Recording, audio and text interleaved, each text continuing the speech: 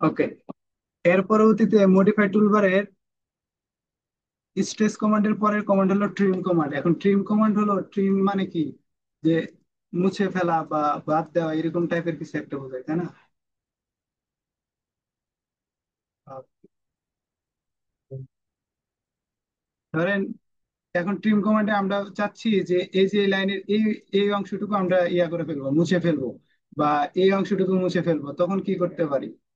তখন এখান থেকে ট্রিম কমান্ড নিতে পারেন, অথবা কিবোর্ডে চাপতে পারেন টি আর ডাবল ইন্টার, মাথায় রাখবেন।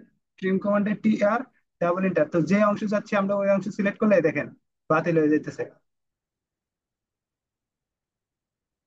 তাহলে ট্রিম কমান্ডের কাজ কি? যে কোনো একটি অবজেক্টের ভিতরে অপ্রয়োজনীয় যে লাইনগুলো আছে এই লাইনগুলোকে ডিলিট করার জন্য ট্রিম কমান্ড ব্যবহার করা হয়, বা মুছার জন্য ট্রিম কমান্ড ব্যবহার করা হয়। এরপর হলো এক্সটেন্ড।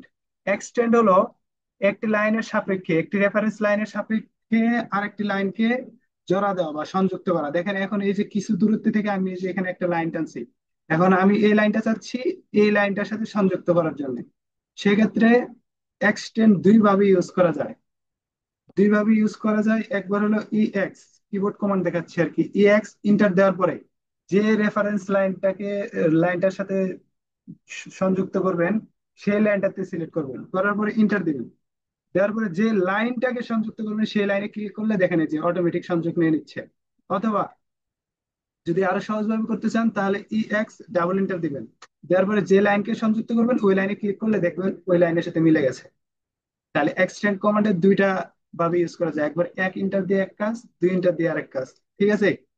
এরপরে মডিফাই টুলবারে আরেকটি আছে হলো ব্রেক এট পয়েন্ট। ব্রেক পয়েন্ট কি কাজে ব্যবহার করা হয় এখন দেখেন। ব্রেক পয়েন্ট ধরেন এই যে আমি কলামটাকে নিয়ে আসলাম, ধরেন এটাকে আগে একটা লেয়ারে নিয়ে নিই আমি, ধরেন এই লেয়ারে নিলাম। তো এটাকে কপি করে আমি মনে করেন যে এই পয়েন্টে নিয়ে এসে বসাইলাম। ঠিক আছে। এখন দেখেন তো এখানে দুইটা লাইন দেখা যাচ্ছে না, এই দেখেন একটা, এই যে এই লাইনটা কি কলামের উপরে দেখা যাইতেছে না? তো আমি চাইতেছি এই লাইনটা কলামের উপরে রাখবো না বা কলাম থেকে বাদ দিয়ে দিব, সেক্ষেত্রে এই যে ব্রেক কমান্ড ইউজ করা হয়। এখান থেকে ব্রেক নিতে পারেন অথবা কিবোর্ড থেকে নিতে পারেন বি আর ইন্টার, নেওয়ার পরে দেখেন এই যে এই লাইনে সিলেক্ট করবেন, করার পরে এই কলামের এই বিন্দুতে সিলেক্ট করবেন, পরে এই বিন্দুকে এক্সটেন্ড করে দিবেন অথবা জয়েন করে দিবেন, যা মন চাই দিতে পারেন। দেখেন এখন দেখেন তো এই লাইনটাকে যদি সিলেক্ট করি এটা কি কলামের উপরে আছে? নাই, কলামের বাইরে আছে। আর ব্রেক কমান্ডের কাজ কি, যে কোন একটা লাইনের উপর যদি কোনো কিছু আমরা নিয়ে আসি সেক্ষেত্রে সিঙ্গেল লাইন করার ক্ষেত্রে ব্রেক কমান্ড ইউজ করি আমরা। এরপর হলো চেম্পার। সরি, ব্রেক আর ব্রেক এট পয়েন্ট একই কাজ, সরি দুইটা কমান্ডের কাছে একই। এরপর হলো কি, জয়েন। এখন দেখেন এই যে এই লাইনটিকে যদি আমরা একটু কপি করে নিয়ে যাই বা মুভ করে নিয়ে যাই এদিকে, আমরা চাচ্ছি এই যে ফাঁকা অংশটুকু আছে না, এই যে ফাঁকা অংশটুকু, এই ফাঁকা অংশটুকু রাখবো না, এই দুইটা লাইনকে একটাই অবজেক্ট বানাবো বা একটাই লাইন তৈরি করবো, সেক্ষেত্রে জয়েন নেবেন। এখান থেকে যে নেবেন, জয়েন্ট কমান্ড নেবেন অথবা কিবোর্ড থেকে চাপবেন জে ইন্টার, দেওয়ার পরে এই যে দুইটাতে ক্লিক করবেন, করার পরে ইন্টার দিবেন, দেখেন মিলছে। দেন পুরাটাই আমার একটা লাইন হয়ে গেছে, তাই না? এরপরে হলো এখানে আছে চেম্বার। চেম্বারের কাজ কি? চেম্বারের কাজ হলো কোনো একটি লাইনকে, আপনি মনে করেন যে এখানে একটা লাইন আছে আর এখানে একটা লাইন আছে, দেখেন এখন চাচ্ছেন আমি ট্রিম করব না, কি করব না, ট্রিম করব না, কিন্তু এই দুইটা লাইনকে আমি কি 90 ডিগ্রি অ্যাঙ্গেলে সংযুক্ত করব, সেই ক্ষেত্রে আপনি চেম্বার দিতে পারেন CHA। চেম্বার দেওয়ার পরে এই যে একটা সিলেক্ট করলেন, এইখানে সিলেক্ট করলেন, দেখেন বাদ বাকি একটা লাইনও আছে কি নাই, আর এটা কি হয়েছে 90 ডিগ্রি অ্যাঙ্গেলে হয়ে গেছে। ঠিক আছে। যদি এটাকে আমরা কোণ পরিমাপ করি তাহলে দেখা যাবে 90 ডিগ্রি অ্যাঙ্গেল, দেখেন 90 ডিগ্রি। ঠিক আছে। তাহলে চেম্বারের কাজ হলো কি, যে দুইটা লাইনকে 90 ডিগ্রি অ্যাঙ্গেলে সংযোগ করার ক্ষেত্রে। এরপরে হলো ফিলেট। ফিলেট কাজ মূলত আমরা সিঁড়ির ক্ষেত্রে করে থাকি, স্টেয়ারের ক্ষেত্রে। এখন দেখেন আপনার মন চাইতেছে যে এটাও আর কি ওই চেম্বারের মতোই, চেম্বার অথবা ফিলেট অথবা এক্সটেন্ড এই তিনটার কাজ প্রায় একই। ঠিক আছে। ফিলেট আপনি এটাও চাচ্ছেন যে আমি এই অংশটুকু ট্রিম না করে ডিরেক্ট এই লাইনের সাথে সংযুক্ত করে দিব, তাহলে আপনি ইন্টার চাপেন, তারপর পরে এখানে দেন এখানে দেন, এই যে হয়। ঠিক আছে নি? এরপরে এই দেখেন এই যে লাইনটা আছে আমার পুরাটা একটা অবজেক্ট আছে না, এই অবজেক্টকে যদি আমি চারটা ভাঙতে চাই, তাহলে এই যে দেখেন এক্সপ্লোর, মডিফাই টুলবারের লাস্ট কমান্ড হলো এক্সপ্লোর, এক্সপ্লোরে দিবেন, অথবা কিবোর্ডে চাপবেন কি enter, x enter, x enter, select object, enter দেন। দেখেন প্রত্যেকটা কি আলাদা আলাদা হয়ে গেছে? হ্যাঁ দেখেন প্রত্যেকটা কি আলাদা আলাদা হয়ে গেছে না? তাহলে এক্সপ্লোরের কাজ হলো কোন একটি ব্লক করা অথবা যে কোনো কাজকে কি আলাদা আলাদা অবজেক্ট করার জন্য। ঠিক আছে, এই ছিল আমার মডিফাই টুলবারের কাজ। এরপরে হলো আমাদের আজকের শেষ যে টুলবারসটি নিয়ে কাজ করার কথা, সেটা হলো ডাইমেনশন টুলবার। ডাইমেনশন টুলবারের কাজ কি? ডাইমেনশন মানে হলো পরিমাপ নির্ণয় করা। ঠিক আছে, ডাইমেনশনের কাজ হলো প্রত্যেকটা, আমার মনে করেন যে কোনো একটা বাঁকা লাইন আছে বা সোজা লাইন আছে, এগুলো কত ফিট বাই কত ফিট আছে, এগুলা দেখার জন্য আমরা ডাইমেনশন ইউজ করি, ডাইমেনশন টুলবার ইউজ করি। কথা কি শোনা যাচ্ছে ক্লিয়ার?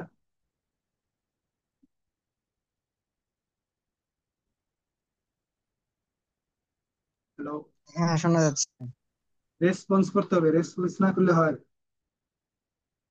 তো সর্বপ্রথম এখানে যেটা আছে দেখেন, এটা হলো লাইনার কমান্ড, নাম শো করা থাকে। দেন লাইনার কমান্ড, এই লাইনার কমান্ডের কাজ হলো যে কোনো একটা সোজা লাইনের বা হরিজন্টাল এবং ভার্টিক্যাল লাইনের অনুভূমিক দূরত্ব আর অথবা উলম্ব দূরত্ব পরিমাপ করতে পারবেন। সেই ক্ষেত্রে দেখেন, এই যে লাইনার নেওয়ার পরে এই বিন্দুতে সিলেক্ট করলে এই কলামটা কত নিয়েছিলাম, 10/12, এই যে 10 চলে আসলো। এখানে যদি আমরা নিই তাহলে হবে কি, 12। ঠিক আছে, এটা কি দেখেন, এটা ভার্টিক্যাল লাইন আর এটা হরিজন্টাল লাইন, তাই না? তো সরল রেখা বা মনে করেন যে সোজাসুজি যে হরিজন্টাল এবং ভার্টিক্যাল লাইন আছে, এগুলাকে পরিমাপ করার জন্য ডাইমেনশন লাইনার ব্যবহার করা হয়, একে ডিম লাইনার বলে। এর কিবোর্ড হলো DLI ইন্টার, DLI ইন্টার। দেওয়ার পরে দেখেন, যদি আমি এটাকে চাই, এই যে হইছে। এখন একটা লাইন নিয়ে নেওয়ার পরে অর্থমুট অফ করি, করার পরে দেখেন যে আমার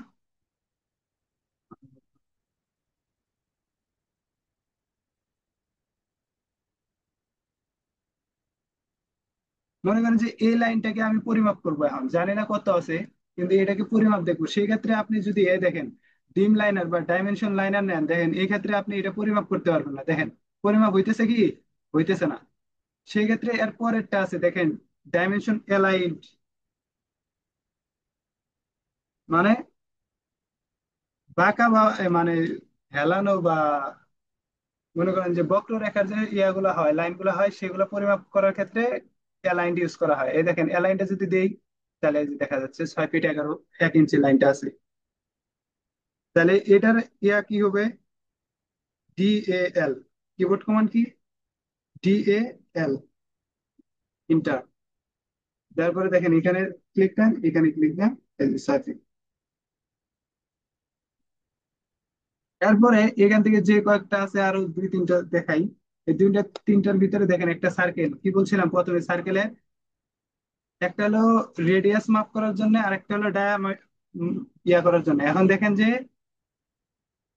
তিনটার একটা সার্কেল নিলাম, হলো রেডিয়াস হলো মনে করেন যে আপনার 5 ফিট, তাহলে ডায়া হবে 10 ফিট। স্বাভাবিক, রেডিয়াস কি ব্যাস, ব্যাসার্ধ, আর ডায়া কি ব্যাস। তাহলে এখানে দেখেন এই যে রেডিয়াস, রেডিয়াস যদি দিই, এটাতে ক্লিক করলে দেন এই যে 5। তার মানে কি আমরা রেডিয়াস 5 নিয়েছিলাম, 5 পেয়েছি। এখন যদি এটার ডায়ামিটার বা এটার পুরো ব্যাসটা পরিমাপ করতে যাই, তাহলে এখান থেকে দেখবেন এই যে ইয়ে আছে, ডায়ামিটার আছে। এই ডায়ামিটার ক্লিক করার পরে দেখেন এই যে ব্যাস হচ্ছে কি, 10 ফিট। ক্লিয়ার? এখন দেখেন আমরা মধ্যবর্তী কোণ যদি ইয়া করতে চাই, পরিমাপ করতে চাই, এই যে ধরেন এটারই যদি মধ্যবর্তী কোণ পরিমাপ করতে চাই, তাহলে সেক্ষেত্রে অ্যাঙ্গুলার নিতে হবে আমাদের। অ্যাঙ্গুলার নেওয়ার পরে এই দুই লাইনের যে কোনো একটাতে একটাতে পরবর্তী ক্লিক করলে হয় আর কি। কারণ এটাতে ক্লিক করার পরে এটাতে ক্লিক করলেন, করার পরে দেখেন কোন পরিমাপের ক্ষেত্রে অ্যাঙ্গুলার ইউজ করা হয়।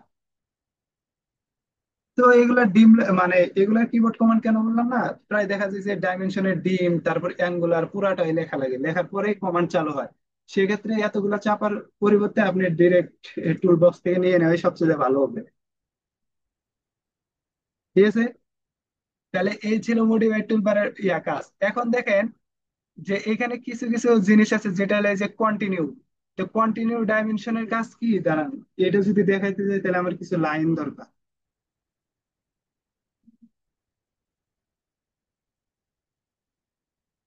দেখেন, এখন যদি আমি ডাইমেনশন নিই তাহলে আমাকে প্রত্যেকবারই কি করতে হবে দেখেন তো। এই যে এটা একবার নিলাম, তারপরে এটা একবার নিলাম, নিয়ে দুইবার আমার কিন্তু কাজগুলো করতে হলো, তাই না? আর কন্টিনিউ ডাইমেনশন নিলে কি হবে? প্রথমে দাঁড়ান, এক্ষেত্রে আরো কিছু লাইন নিই, তাহলে বুঝাইতে সুবিধা হবে।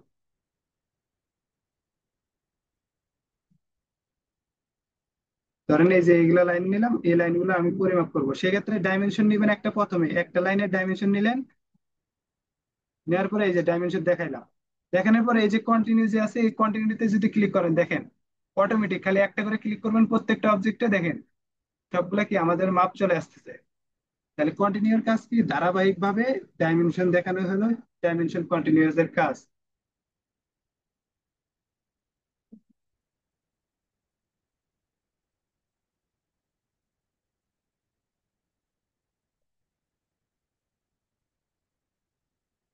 এখন বলেন এগুলোর ভিতরে এমন কিছু আছে যেটা বুঝতে পারেন না আপনি?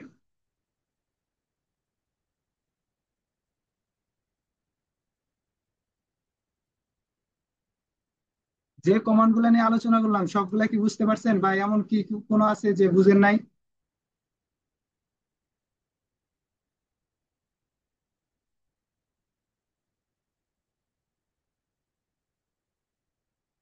হ্যালো?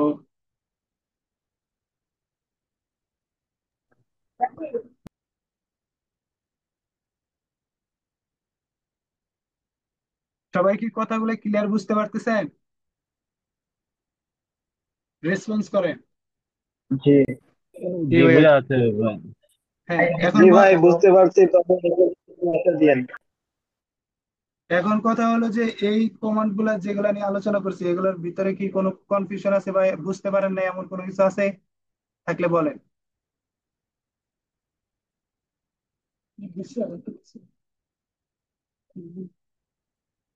যদি সমস্যা না থাকে তাহলে বাড়ির কাজ যেটা হলো, সর্বপ্রথম পেজ সেট আপ করবেন, করার পরে দেখেন একটা সার্কেল নেবেন হলো রেডিয়াসের পাঁচ, রেডিয়াস পাঁচ নিবেন, তাহলে আর এন্টার দিবেন। আর এন্টার দিতে হবে না, প্রথমে এই যে রেডিয়াস সার্কেল নিয়ে সি এন্টার দিয়ে নেওয়ার পরে 5 ফিট দিবেন, তাহলে হবে রেডিয়াস। এখন ডায়ামিটার নিবেন হলো 5, এগুলো হলো বাড়ির কাজ। সি এন্টার দিয়ে ডি এন্টার দিবেন, দেওয়ার পরে 5 ফিট এন্টার দিবেন, ঠিক আছে? এরপরে রেক্টেঙ্গেল কমান্ড নিবেন একটি, 5 ফিট কমা 7 ফিট কমা এন্টার। প্রত্যেকটা ডাইমেনশন দেখাবেন কিন্তু অবশ্যই মাস্ট বি ডাইমেনশন দেখাইতে হবে। এই ডাইমেনশন, এইভাবে ডাইমেনশন দেখাবেন দুইটারই, যে কোনো দুই দিকে দেখাইলে হবে।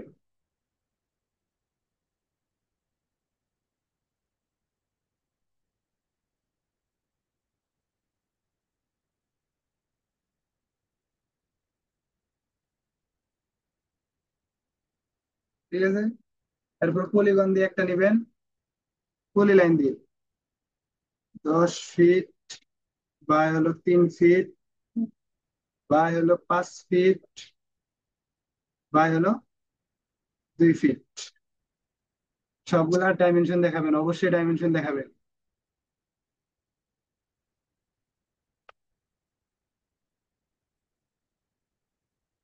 এক্ষেত্রে আবার দুইটা লাইন নিবেন, যে কোনো পরিমাপে নিতে পারেন, এটাতে লাইন দেখাইতে হবে না, এটাতে কোণ দেখাইতে হবে, যে কত ডিগ্রি কোণে আছে।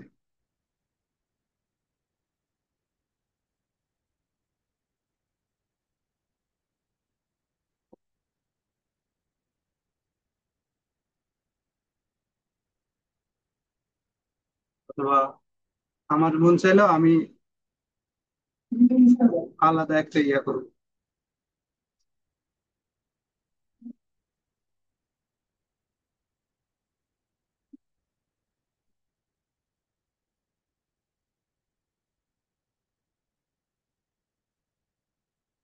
এরকম ভাবে কোণ দেখাবেন,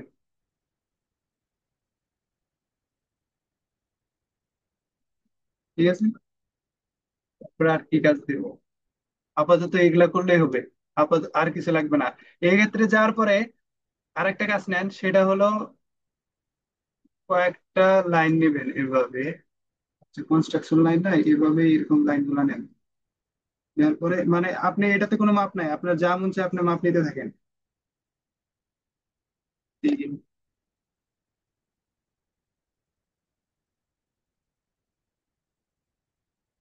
কয়টা নিলাম? চারটা। নেওয়ার পরে আরেকটা লাইন মাঝখানে টেনে নেবেন।